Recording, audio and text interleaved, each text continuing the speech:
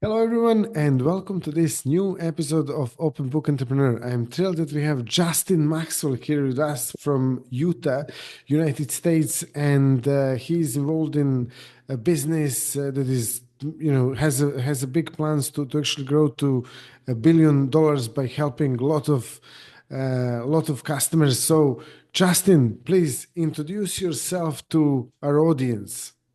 Yeah, thank you, Tony. I really appreciate the opportunity to be here. I am, like you mentioned, I'm from Utah. I'm a family man. I'm married. I have four children, but I'm also really passionate about solving the world's problems through business. And I believe very heavily that business owners solve problems in the world, and that when there's a need or a solution that needs to be had, business owners are the people that solve those problems through their services, through their products, and through their offerings.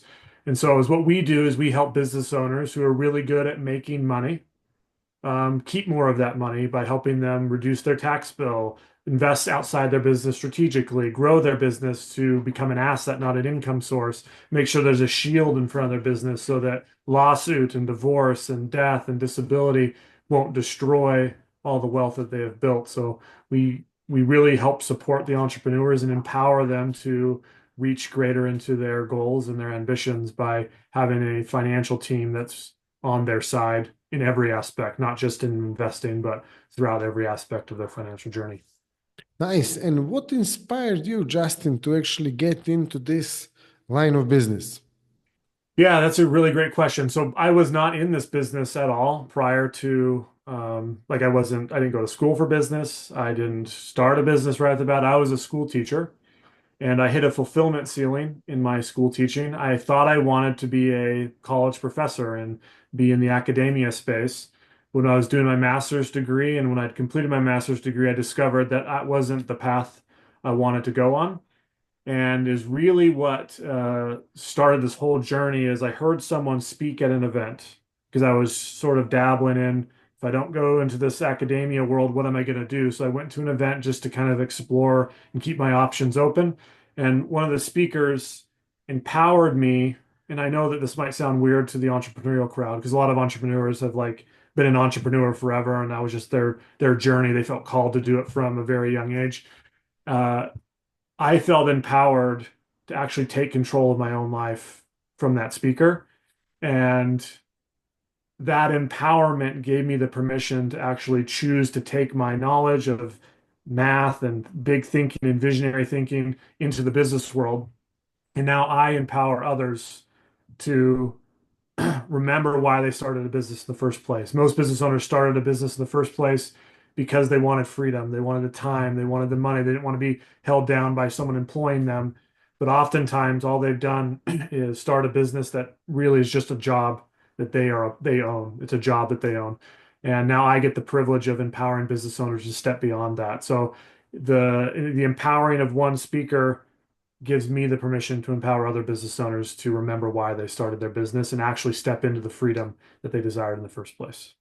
Very nice. Yeah, absolutely. And what are the typical results your clients are getting once they're working with you? Yeah, so most of our clients begin working with us inside of our tax firm. So most of our clients are making on the low end three to four hundred thousand dollars a year in income, and they're paying $150,000 in taxes.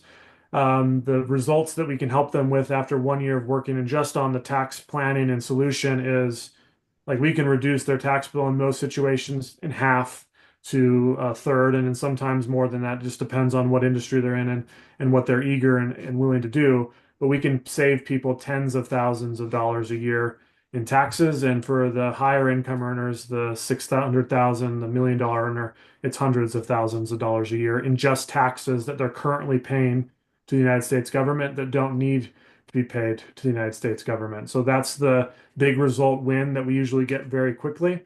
But we don't stop there because it's not just about saving taxes. If we just save taxes, it's extremely likely that we're going to have that business owner just spend those dollars on something that doesn't create wealth or doesn't build their business more. It'll just go into the world of spending.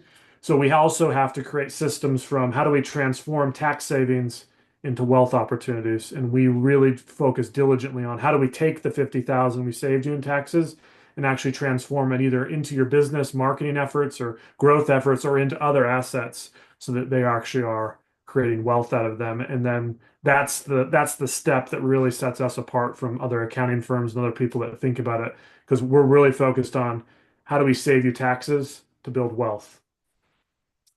Wonderful. And what's one piece of advice or tips that you can actually share with their audience if they're in this situation where they're thinking about, oh, they should save some money, they should pay less taxes, or they should really invest more, or any other tip that you can share, please?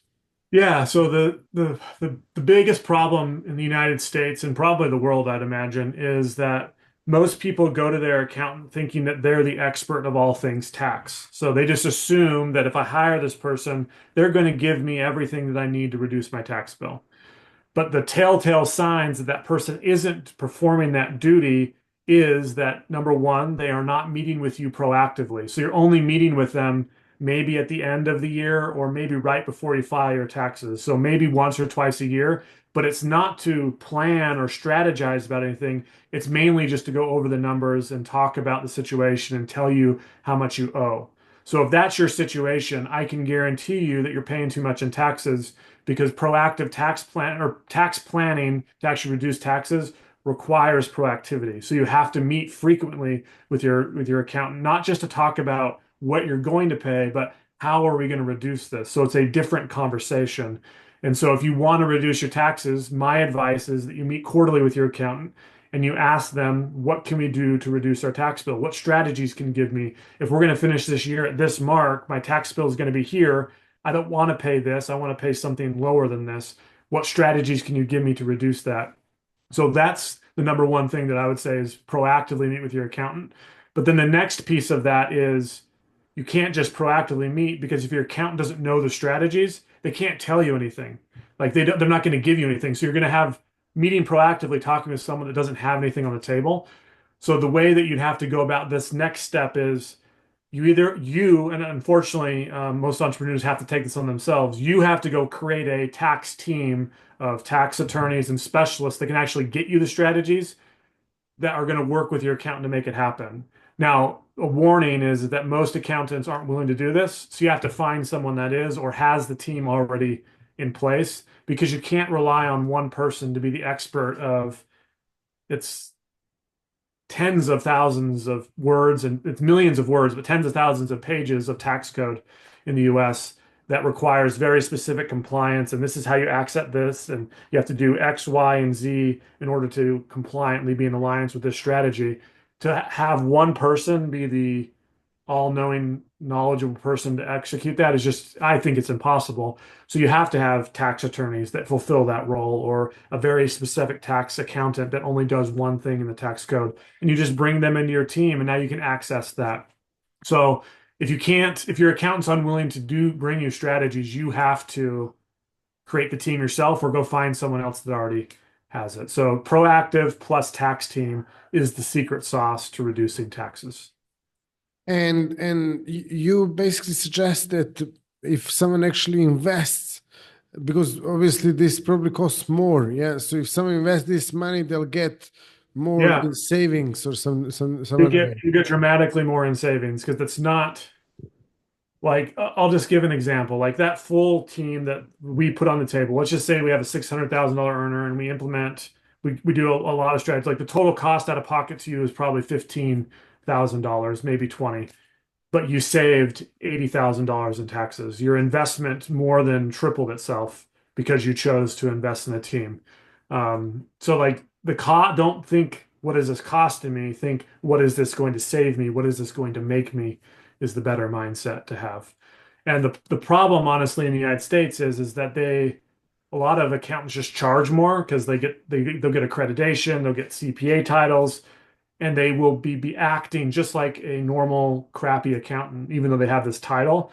So the key indicators are they meet with you every quarter, and it's not just themselves. Like they have tax attorneys. So you can start to vet whether this person is worth their weight in gold or not. Wonderful, wonderful. And if someone wants to actually get in touch with you or find out a little bit more about you, your firm, how they can do that? Yeah, there's three methods that I'd recommend. Number one is biglifefinancial.com is our website. I am very active on LinkedIn, so I post multiple times a week, so you can contact me there and message me on LinkedIn. So my name is Justin Maxwell. And then lastly, I do have a YouTube channel, so it's a play on my last name. So instead of Maxwell, it's Max Wealth Preserve. So I put out content relatively frequently there, and you can just follow along with all of our content from tax saving strategies to different strategies around how do you invest your wealth and not have it distract you from your business to how do I grow my business and make it a sellable asset, and then everything in between is the content that we produce. Yeah, absolutely. And I can share this in the description of this podcast episode. And on top of that, just before we go, because you mentioned even when we were in the green room before we started recording this episode and now as well, like what's one tip you can share with someone who is building their business, but they're not really building it in the way that they can sell it later? So what tip you can give to those business owners or entrepreneurs? Yeah, it's a really common thing. So most business owners, the vast majority of them are what I call an owner operator. So the owner is directly related to everything happening in the business. So if they're not there, the business is going to fall apart. They can't step away, maybe a couple weeks off, but other than that, that's it that they can do. So they're owner operators. So if you're going to make your business a sellable asset, you have to remove yourself from the business.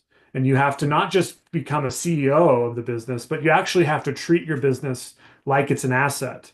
I like to compare it to real estate. When people purchase real estate, they don't just like let it sit there. They'll go in and they'll change the carpet frequently. They'll make sure that the tenants aren't destroying it. They'll make sure that the grass is cut, that it's still attractive, that they can keep putting people in there. They're not letting the asset just kind of fumble around. You need to treat your business like it's an asset. So you need to be, how can I increase its value? Can I acquire someone else? Can I get really good at one area of marketing and have a channel of consistent, reliable income? Because the people that are going to buy your business from you are going to be one of two people. One, it's someone that's in your profession already that's going to take advantage of you because your business isn't very strong and they're going to have to come in and put their systems in. So they'll give you a price, but you're not going to like it. Or two, it's going to be someone that's an investor that is buying your business because it has predictable cash flow for them. So they're going to insert into their portfolio and they know that it's going to produce X amount of cash and that they're going to get X amount of ROI on it. So you have to be prepared. If you can make it more attractive to those two buyers, they'll pay you top dollar for both because it's already predictable and they're going to get it from you. So the more predictable you can make your business without you being involved, the more attractive it will become. Wonderful. Thank you so much for these amazing tips. Thank you all for watching and listening to this episode. And if you liked it, drop us a like, subscribe, also ask any questions. We'll be happy to answer them in the comments as well. And yeah, see you in the next episode. All the best and bye bye.